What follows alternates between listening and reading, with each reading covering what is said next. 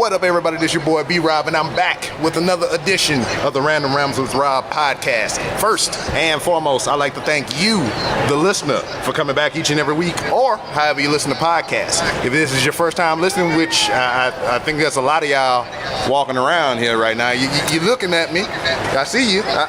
You in the burgundy sweater. I see you. Yeah, just come on over and take a seat. Unless you got other things to do. I understand. This is the biggest convention. But anyway, I'm rambling off my track.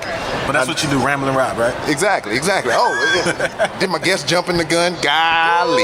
Hold up. But if you are a first-time listener, I'd like to thank you personally for giving my show a try. And if anybody recommended you to me, give them a crisp high five if you're in the vicinity. I can't reach nobody right now. I can't give them I'll give you a high five. Bam. Hey. Be right here. I recommended you to me, so it's a thing like that. I did that at dental one time. Me and my wife went to the same dentist, and she recommended me, and I recommended her, and we both got $50 off. So that's cool. Sharing is caring. But yeah, we got a guest this week. One special guest here at our first live show ever here at Comicpalooza, or anywhere for that matter. No, I lied. Didn't we do the one at the Houston Podfest? But that wasn't live. It was just like, it was contained. But anyway, former service member, local Houston artist, JPenJail. What's going on, man? What's going on, man? Hey. Oh, thank y'all. Man, look at that. I feel the ambiance, man. I got applause and junk and everything, man. It's like I'm playing a soundboard in here. Right. But anyway, hey, now, full transparency. I'm going to be real with everybody like I do on every episode. I'm real with the guests. I'm real with the people listening and whatnot. So, I've been living here in Houston going on 3 years. I did not know you lived here in Houston. Right. And to even take that further, like I said, I'm being honest. I'm being honest with you. You hit me up on the Instagram. I seen JPenJail. And I was like, who the hell is this? So you started chatting with me in the DMs or whatever, like we just been hanging out for the past 3 years or something like that. And I was just like, yeah, man, just carrying on with the conversation, being nice, cordial and whatnot. And I had no idea who you was. But I went to Ward, and I was like, hey, man, who's this dude? And he said, oh, man, that dude, he was with Macklin and them making the beats and everything. And I was like, oh, yeah, it's starting to come back to me.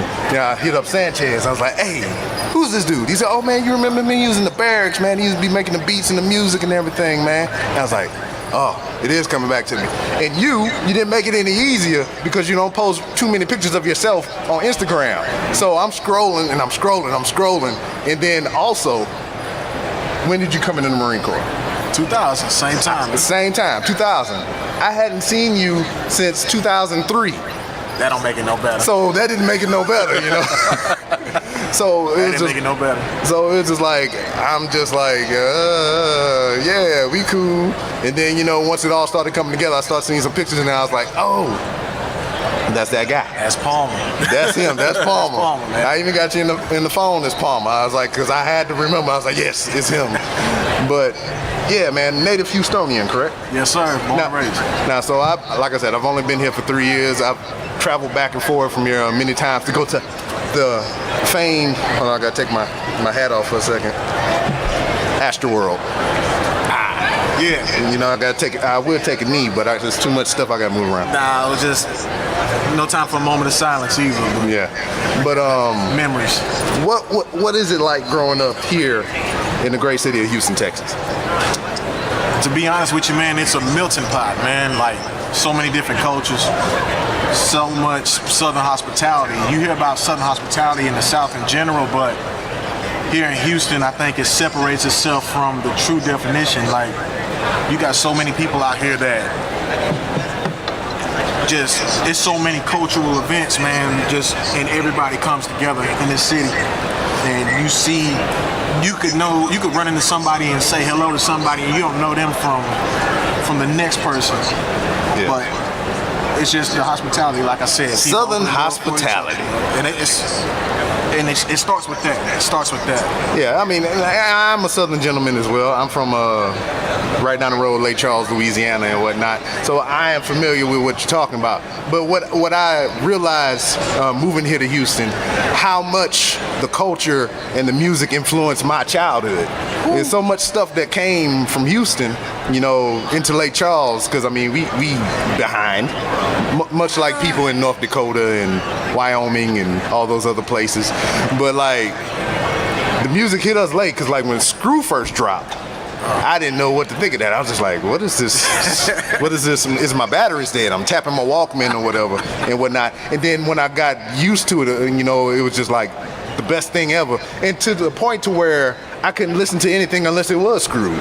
So what I did, I took my Walkman, I opened it up, and I turned down the motor mechanism so it'll play everything that I put in there slow. So that's how I did. I had free bootleg Screwed.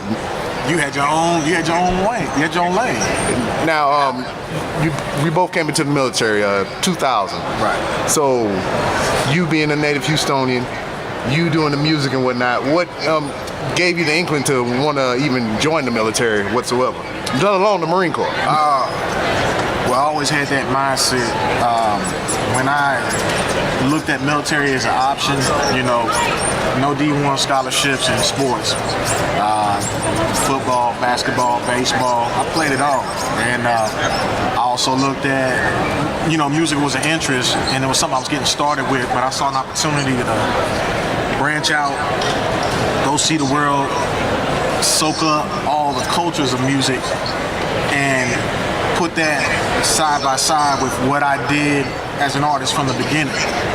Never really got real serious about it until after Iraq, when I started getting the opportunity to record and get the proper equipment and see how it was actually done in the studio. And then I ran with it ever since. So at least 20 years in running. Yeah. Wow. So when did you first get introduced to music and whatnot? Like, when did that start becoming a hobby into a passion or a career field? It started off as a hobby. Growing up with my little brother singing in the house, doing all kinds of, everybody gets the comb and you start singing and things like that, and that Jackson 5 come on, and I'm the oldest of 5 siblings, so we was kind of right there along with it. And everybody thought they was Michael at one point, and then, nobody wanted to be Tito. Hell no, nobody want to be Tito. So, I look at it like that, man. Like, my mom was the singer in the house. My grandmother was the piano player out in East Texas when we were growing up. And she used to have us singing in the church, and singing was my first passion. But I realized I could rap more so just in the school hallways when guys were doing the slow down Houston freestyle. I done came through at the Comicpalooza. I'm about to jam Screw. Yeah. You get up there and it's a simple little freestyle. You play with it, and it seemed like everybody could do it. But the music that I was influenced on, I listened to everything, so I didn't discriminate. But at the same time, the music in the East Coast was more lyrical than the music that was coming out down south at the time. So I was soaking up that. I was soaking up Outkast. I was soaking up, Death Row music. I had it all. Yeah. Now, in the theme of music and whatnot, right. When did you? Because, like, all right, for me personally, I thought since I was a young kid in the South, this color, I was only supposed to listen to rap music. You talk about listening to multiple things and crossing over into different genres and whatnot. What was the first song that made you break through and cross over into listen to other types of music? I'd have to say, man, it's a mixture of things. Honestly, my mom was the one that collected a lot of vinyls, and she still has them to this day. They're probably worth a lot of money. Parliament Funkadelics, man. Ohio Players, man. Like, I'm talking about music from the 70s, Earth, Wind and Fire. My pops put me on that. So, listening to all that music, it was like,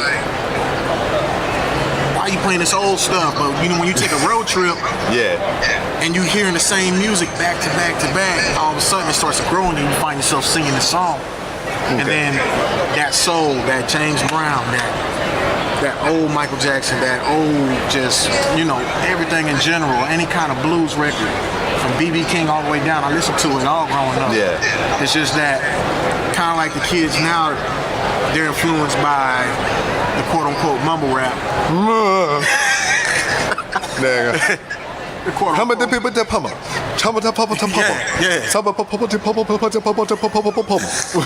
Man, I just made a platinum hit right now. Y'all all witness to this. And then you ad lib that, and it's the same mumbling stuff. It's the same mumble stuff, and then you ad lib with that. But you know, no knock on what they doing, man. I mean, if it ain't broke, don't fix it at that point. Yeah. So I mean, a lot of the people around me were listening to rap, and all of a sudden it was like me getting into freestyle. It wasn't battles. It was just, you know, spit your little 4 bars and then pass it to the next one, and it was a full circle. Next thing you know, you got a crowd of people sitting around. Okay. And basically, like, I wasn't hitting it with 1 rhyme per bar. I was putting 3 rhymes in 1 bar, and then my rhymes made a little bit more sense than others. Some guys were rapping about the same thing. I done came through in the candy drop, just rhyming about rich stuff that we really ain't got. You know what I'm saying? Yeah. Nah, I'm just. Who's 16 years old with a candy drop with 84s on it? You can tell me, you know, in 1997, that's not what it was. So Now, developing your craft and your style and whatnot, as far as creating a song or a beat or whatever it is, I mean, what's the process behind that? Like, if you're doing music and whatnot, if you creating a verse, do you pen the pad, or you just kind of freestyle it all and kind of run through the recordings and kind of tweak it or whatnot? it's a mixture of all at this point now. When I first started, man, I couldn't write nothing to save my life. I mean, I surrounded myself with people who were actually recording, and it really got going in the military as far as me getting things recorded. I ran into another artist of mine that I'm still in touch with, Demetrius Dallas Sr., no nickname. I'm giving him a shout out. Out of Brunswick, Georgia, staying in Atlanta right now, residing in Atlanta right now. And we got a thing called Flash Mob ENT, that shout out to the whole Flash Mob. They basically were right there in that same barracks that we all were living in. Yeah. And I just so happened to be one of the new joins coming on to that unit. And you know what I'm saying? Basically, it started off where I heard they were rapping. Yeah. They asked me, did I want to get on something? And I didn't come to them as a rapper. I came to them as somebody they needed on a verse to sing, because they didn't have nobody really to sing. There was a because everybody want to rap, everybody want to get on. If I'm not mistaken, that was a part of our unit that was singing, but he didn't want to sing on the song that they had. Yeah. So they pulled me in, they took me to the studio that day, and I already had a mindset on how I wanted to do it without even writing it, and came in, knocked it out real quick. Now, you're a multi-talented gentleman or whatever. You rap, you sing, you produce your own beats and everything and whatnot.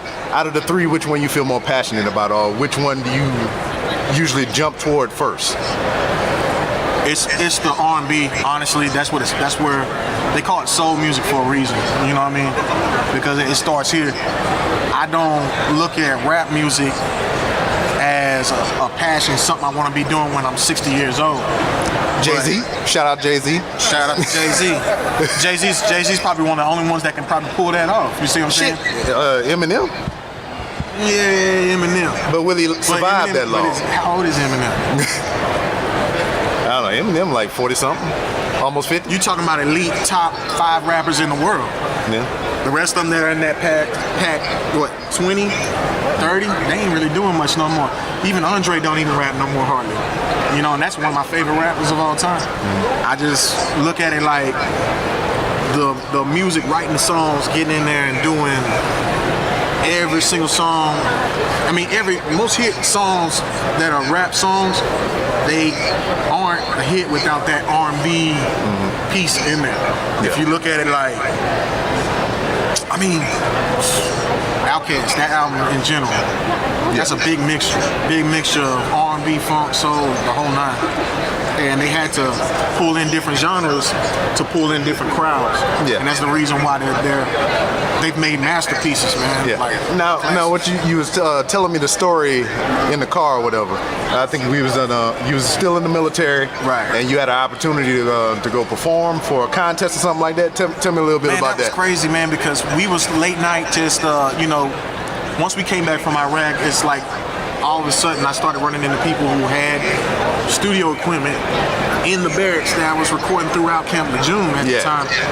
And we stepped out that night with the intention to go watch somebody do an audition for a major show that they weren't making the announcement of who was going to do the show, but what it turned out to be was they asked me did I have some music or anything, and I was like, nah, I didn't have no songs ready to go, no like singles with original beats. So I pretty much took like a regular track that I had, because it was easy to acquire instrumentals from other people's hit songs. Yeah. And I basically took 2 tracks. They said you got to perform 2 songs, and I wasn't even supposed to have been there, but one of my roommates drove me out there to Greenville, North Carolina. We stepped in and did the show, and it was just like, out of the 10 to 15 people that auditioned, I wasn't even supposed to have been there, and I ended up winning the audition. And I had a choice, basically, and they were like, this was Club Dynasty in Greenville back in 2004. And he said, you got a choice. Who do you want to audition for? I mean, who do you want to open up for? Because I had already won the audition. And I smashed it. I showed some R&B, I showed some different rap styles, and it just, they were memorized by it. But what ended up happening, they said you can open up for Sleepy Brown or you can open up for David Banner. And at that time, David Banner was the biggest thing out right there at that time. Sleepy Brown had a hit. Yeah. You know, that I can't wait. That jump, man.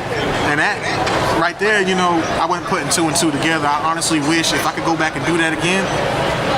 No respect to David Banner, because that was a blessing to even get a chance to share the same stage, but the opportunity and the style set of the music that I make now and that I was trying to make then leans more towards Sleepy Brown, Organized Noise, Outkast, Goody Mob, the whole Dungeon family. Yeah.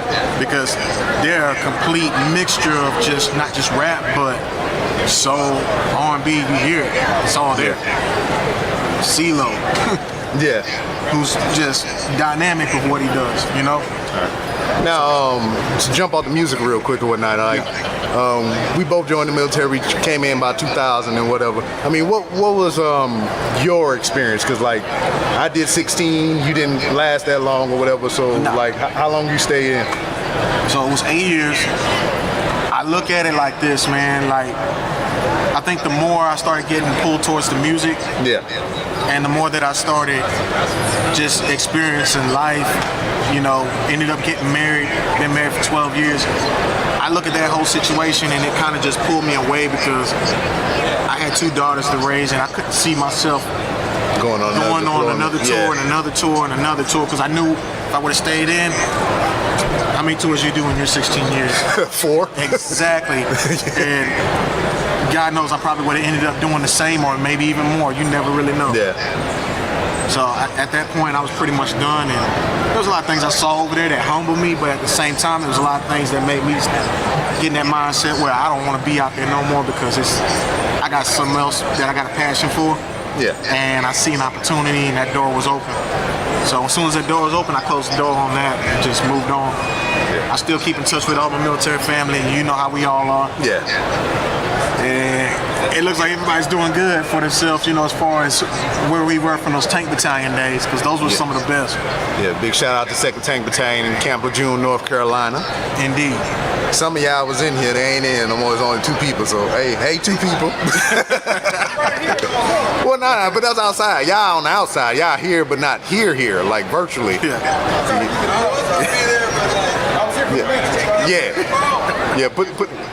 Is anybody putting any happy faces or stars in this mug? How does that work? I don't even know how that works. That's my daughter right there on there. Oh, that's your baby? Yeah, with the deuces on there. Hey, baby deuces. But she's out of school today. This crazy weather, right? Yeah, man. But man, what do you look forward to for the future of your crafty music and whatnot. Because what I wanted to ask you, like you said, been doing music for 20 years or whatever, and you just like me. We came up around the same time, so we got to see the world change. Going from freaking 8-tracks to records to freaking CDs to now it's all digital and cassette tapes and VHS and all this other crazy junk. So it's so easy to market and promote, man, and really, honestly, all I want to get from it all I want to get from it, man, is like, it's not so much what I get from it. I want somebody else to get something from it, from what I do. If I can influence somebody, or if I can be a positive motivation to somebody's life with the music that I put out, or send a positive message, even with a song that can help somebody when they're having a bad day. I don't really have to bring too much aggression to my music, but the soul is always going to be there. And I want to make sure that every person that I reach out and touch in a positive way, they just give me good feedback. That's all I ask, and that I continue to impress myself and just build off of it and keep evolving with it. I mean, I could care less about the money or having a big major record deal. I've turned a lot of those down over the past 15 years, and I don't want to put a lot of these labels on blast, but when something don't look right and something don't feel right, I've always gone for my gut, and I've never really tried to chase the money and get myself stuck in a situation where I'm in a contract for life and I can't do the music that I want to do. And I mean, you hear about that famously or whatever. I mean, most admittedly, we don't know how true it is. R. Kelly. He's got cops walking around here. I ain't want to say it too loud. But he's on record to where like he said he don't own his own music, and then I hate to see somebody with the creative talent to make all this wonderful music and whatnot, to have that ripped away from you. I mean, that's got to be crushing, So I don't know. It's one thing to get in the game, and that's what they call it. They call it the game for the most part, because you can get played. You can get played real quick, just as quick as you can get in and be successful. Not everything is owned by you. Not your rights to whatever. I mean, you look at people that sample beats, and I'm really influenced by Kanye West off of the music that he makes. Not his personal. There you go. Not his personal endeavors, but for the most part, his music was very influential from that time we were in the military together, from 2003 through maybe 2009. Before he lost his damn mind. But I look at it like this, man. Like, if you can't get 100% into what you do, and if a lot of times they don't give you the rights to things, then it's not really for you. If you can't fully benefit from it, or at least 80% benefit from it, and you're sitting there having to put your hard work and time into it, I mean, you definitely can't do it without a team. But a lot of times I look at it like this. A lot of people are going different directions with their music, and if you're not doing what you want to do and you don't feel comfortable with it, a lot of these guys sell their soul for the music, and they end up doing something they don't want to do. I couldn't put myself in that situation, and I think that's why I'm at where I'm at now. But I'm satisfied with where I'm at, because I'm satisfied with the music that I've produced and put out, and I've also kept a lot of things under wrap, and I'd never put out anything if I didn't want it to fall into the wrong hands. Because people steal things nowadays, and it's real cutthroat. It's real cutthroat. Now, outside of music, whatever, what are some of your other interests and whatnot? What else, let's say the music thing take off, right? And it afforded you the opportunity to branch off into other things. So what would be something you'd be interested in doing? Man, honestly, man, like, you see, we're right here at Comicpalooza, bro, and I look at, I'm very articulate, you know what I'm saying? I like to paint, I like to draw, do my sketches and whatnot. I'd like to create a comic book, bro, and that's something that I look into. Like, this kind of gives me a lot of motivation, and just it inspires me. And doing something like this, man. I might even shoot a music video with people dressed up, do something crazy like that one day. Because this is like really, really inspiring. You got people from all walks of life who are comics is life for them. I mean, they coming through here on skates and everything else, and it's crazy. But this is stuff that I enjoy. You know, it lets people be a kid again at the same time. That and you know, me being an athlete, messing with youth sports, because doing things like this and doing things like youth sports, coaching, which I still do from time to time, it keeps the future generation basically headed in the right direction and away from what's out there in the streets. And I look at that as a positive thing, and it's the best avenue as opposed to anything else. And I really feel that because, like, toward the end of my career, like I was telling you in the car, man, I joined, I was voluntold to go back to Fort Leonard Wood, Missouri. That's where they train the motor transportation Marines and whatnot, the people that drive the trucks and all the refuelers and all the other things like that. That's right. So I wanted to go back there and give back to my community. And with that, it's just like, I know when I came through, you know, I had good leadership and I had bad leadership. But I kind of feel in hindsight that I never really had anybody to pull me to the side and be like, hey man, you need to do this, or look into this, or try this out. Or hey man, I think this career path would be good for you if you tried to go do to this PME school and whatnot. I never really had that until like toward the end of my career. But like coming up, you know, I was really missing that. And I feel like me going back to the school and catching them right there in the beginning before their career even start, to give them that knowledge, or, you know, try to point them or steer them away from things like the lemon lots in Camp Lejeune. You know, that was my purpose. And, you know, I think out of 16 years, I've been to 1, 2, 3, 4, 5 different duty stations. You know, as much as I hated the area, but I think, and I hate to admit it, live here in front of all these people and, you know, on the internet and whatnot, Fort Leonard Wood, Missouri wasn't that bad. Even though it's in the armpit of Missouri, you know, the only big thing they had there was Walmart, and that kind of spawned the Walmart law for me, which I have built my empire upon. So, I mean, it was all meant to be. I needed to suffer in Fort Leonard Wood, Missouri to rise up like the Phoenix and be to where I is right now. Yes, sir. So you gotta start somewhere, and like I was saying, when the door opens, man, you don't want to walk past it and be like, what if? I mean, that's the worst thing you could do. I mean, especially if you got a lot going for you and you got a lot of people that are backing you, whether it be financially or whether it be, you know, just in spirit, whatever. I think it's a blessing just to have people that are around you to encourage you to keep going, because that, I mean, if you don't have those people, then you're obviously doing something wrong. If somebody's not encouraging you, there's always going to be the haters as well. So, you know, 9 times out of 10, if somebody's verbally hating on you, which a lot of people don't have the guts to do, but normally if they do, it's because they envy something about you. And I can't stress it enough, man. If somebody's hating on you, but you got the same amount of haters as you got people that love what you do, you're really doing something right. And you head in the right direction. Kind of in the same vein. I had an interview with the CEO of the Lemur app. He got a nice platform over there. He let me frequent there from time to time and spew the verbal vomit that comes out of my mouth sometimes. But me and him had the conversation to where, like, his platform is strictly audio. I mean, you can type text in there, messages or whatnot. But he said there's something more meaningful about somebody actually using their words, their voice, to, you know, convey things to you. Because, like, you can look at a text, and the example that I gave him was me and my wife got in fights many a times over misunderstanding of text.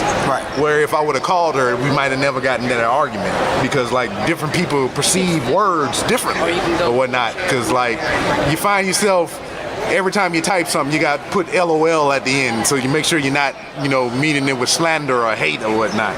And then, like, even the internet, like Twitter and whatnot, there's people that'll talk all kind of cash money crap about you and everything you stand for or whatever through text. But now none of them will say that to you over the phone or to your face in person with the words out of their mouth. So, I mean, internet gangsters. You know? But we getting close to the end, man. I mean, overall, this is your first experience here at a Comicpalooza and whatnot. So, what are you feeling about it so far? Would you entertain coming back here next year and maybe even having your own event or something going on? Or whatnot? I think it's something that I would love to do, man. And I would encourage more people around me who don't normally go to this type of function to, you know, check it out and don't think it's too good to come out here, because I know a lot of my friends are like, oh, I ain't going out there, bunch of, you know. Yeah. And, you know, and you don't know it until you can't knock it till you try it, man. You really can't knock it till you try it. And I told them, I said, this is a different atmosphere, but I'm up for any atmosphere. I've performed in Austin in front of thousands. I performed here in Houston. I performed North Carolina, Florida, and it's a different type of crowd everywhere you go. But at the end of the day, if they support you, you got to show love. You got to give love to show love in return. Yeah. So over and above all, if it's something you have a passion for, something you like, something you're interested in, then go see, you know, what all the fuss is about. Yeah, exactly. That's why I came out.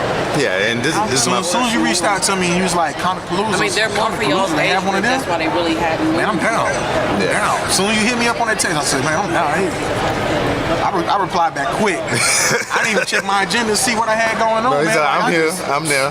Yeah, I remember that. It's just like, send, yes.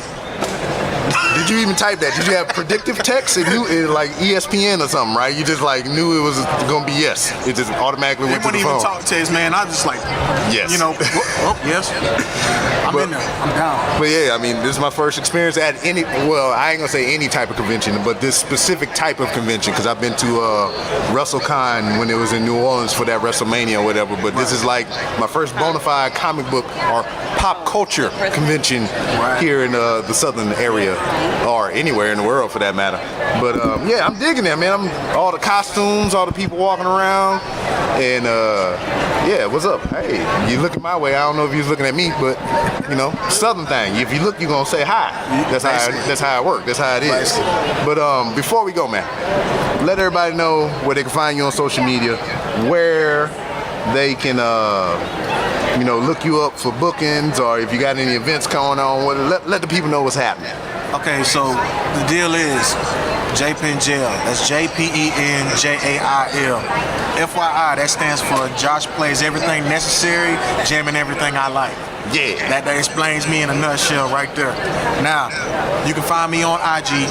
Everything is /JPenJail. You can find me on YouTube, got music videos on YouTube. You can find me on the Comicpalooza showroom floor. Yeah, right now, live and direct. But pretty much all the music is on SoundCloud as well. Slab Soul Volume 1 is out right now. That's one of the mixtapes. And then you got some future projects that will be headed towards all the major outlets, from Spotify to Apple Music. It's all coming soon. There will be connections between me and Rob as far as how we promote this, how everything gets put out. I'm down. And everybody's gonna know about it well in advance. All right. So I mean, that's where you find me. You gonna get me on the interlude, right? I'm gonna have to kick the freestyle on there, right? Man, we're gonna do whatever we do. Want to do whatever you want to do to get on there, man. Yeah, because you know what I'm saying. We all family, man. So that's the main thing. So this one I'm gonna pitch to you, whatever. We do a mixtape or whatnot. Right. And the premise, the in-between time while you're doing the music or whatnot, I'm doing like a whole podcast throughout the mixtape and whatnot. Let's do it. Let's do it. Let's do it. That's how I contribute. That's how I put my 2 cents in there. That right there, man, works. Like, you know, you used to have a lot of good projects with the skits and everything, and that's going to be really, really, it's going to keep the people tuned in. Because especially if you got something good going and something comical, you know what I mean? Now, I heard you a little bit earlier or whatnot, and I hate to put you on the spot in front of all these people or whatever, but man, you got a little bit of that soul in you right now. Can I hear a little something? Hit that again, man. Hey. Just another day in the city of Houston, Cadillac DeVille, yes sir, I be cruising. Women be everywhere and I find it amusing that we up here hanging at the Comicpalooza. Word. And that's a little something off of that Cadillac DeVille. It's one of my singles, and I'm gonna have a bunch more in store, man. So I hope y'all stay tuned and Definitely. Rob co-signing for me, so you know it's legit. Exactly. Shout out to the Flash Mob. Shout out to everybody in Houston, Georgia. Yeah. All in between. Shit. Shout out to the audience right here. Shout out to Comicpalooza. Shout out to the cosplayers walking by and whatnot. Shout out to the lady pushing the baby stroller right there. And everybody was on the IG Live, you know. Yeah, all two of you. High fives. Code 45. Showing love on here. Yeah. Big But deal. yeah, that's about it. So on behalf of myself, the man JPenJail, that's it. I guess I do my normal outro since I'm not at home in the studio proper like. You can find me on Twitter at itsbrob. That's ITSBROB. If you want to talk professional wrestling, any other general shenanigans, that's the place you do it. This show that you're listening to right now, the Random Rambles with Rob, you can follow on Twitter at 3R Show. That's 3R and show with a W, because Ebonics, Southern talk, know what I'm saying? You got to put the W on there. It's the whole word. And you can find many different ways to support the show on randomrobcast.com. You on the IG land, I got to stand up a little bit. You get the tight merch and whatnot on randomrobcast.com. That's the way you can support the show. You can be a Patreon for as little as $1 a month. What else I got? You can use my Amazon links. I know everybody in here like Amazon. You probably cosplayers probably got a whole bunch of your pieces of your costumes from Amazon. Use my links. randomrobcast.com. Get you some cool stuff. You can get you an Amazon Prime membership for 30 days if you use my codes. And that way you can get more Comicpalooza merch. You can get you some more costumes and all this other stuff going on. And lastly, you can follow me on Instagram. Just search the Random Rambles with Rob. It's long, it's convoluted, because some got 3R Show as they freaking thing. They only got 2 pictures. They ain't posting nothing. They ain't liking no pictures. I tried to report on the IG. If enough of y'all in here could do that for me so I can get the 3R Show moniker on Instagram, I very much appreciate it. But with that being said, one last thing. Since we got a whole bunch of podcasts here in Comicpalooza, and for this podcasting program and whatnot, I feel that it's imperative that I need to say this. You're doing good work, every last one of y'all. I mean, if this is what you perceive to be your passion, keep doing it. Keep, hustling and grinding. And you never know where it take you. It may even splinter off into something else, but this is what you're doing right now, and put all you got into it. I was talking about monetary gain earlier with the Patreon and the freaking the merch store and Amazon links or whatever. Screw all that. The most important thing that you can do for every other podcast, this podcast, is write reviews, like, share, subscribe, make somebody listen, especially in Montana, because I ain't got no analytics there. Alaska, I ain't got nothing there. They still got a blockbuster in Alaska, so I don't understand why I can't get one podcast downloaded in Alaska. So I don't understand this. It's baffling to me. But yeah, those reviews, 5 stars preferably. But if you got anything below 5 stars, leave some constructive criticism so we can make these shows better, or even give me the opportunity to ignore you altogether. So yeah, reviews, likes, shares, retweets, all that. Appreciate it. More than the money. But if you want to give money, I'll take that too. PayPal, Cash App, I got all that. 3R Show. All right, but that's it. We're gone. Comicpalooza, we out. Mic drop. I ain't gonna drop it because it's not mine. Houston Hood King gone.